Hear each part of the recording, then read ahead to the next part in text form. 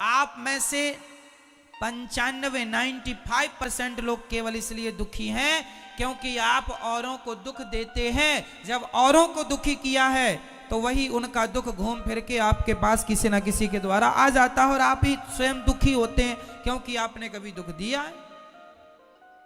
अरे भैया, पेड़ बोए बबूल का, आगे आप बोलो, पेड़ बोए बबूल का, आम कहां से आए? जो बोया है वही तो काटेगा। तुमने किसी को अंधा कहा है, तुम्हारी भी फूटेंगी। तुमने किसी को लंगड़ा कहा, तुम्हारी भी टांग टूटेगी। तुमने किसी को बांझ कहा, तैयार रहना, तुम्हारे वंश में कोई ना कोई बांझ होगा। तुमने कहा है ना, मजे उड़ाए ना, अरे इसके तो बच्चे नहीं है, ये तो बांझ है। ठीक है, ईश्वर सुन रहे हैं। जब खुद पे पड़ेगी तो ना रोने लग जाना।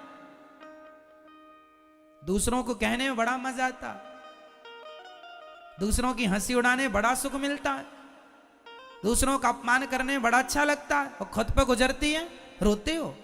काहे रो रहे हो? कहने में तो बड़ा मजा आया रहा। इसलिए किसी का अपमान ना किया करो। किसी स्त्री को आप कह देंगे कि तू बांझ है, सोचो उसको कितना बुरा लगेगा। अरे नहीं हो रहे हैं उसको बच्चे, इसमें उसकी क्या गलती है? क्यों, क्या गलती है?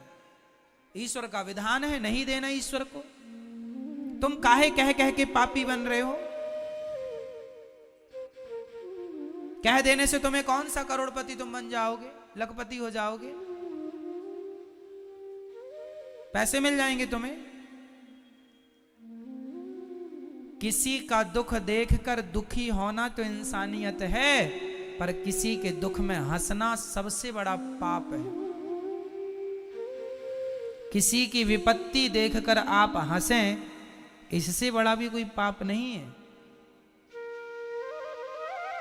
इसलिए कदापि मनसा वाचा कर्मणा, मन से वाणी से कभी पाप ना करो। मन से भी हम ना सोचें कि तुम्हारा बुरा हो।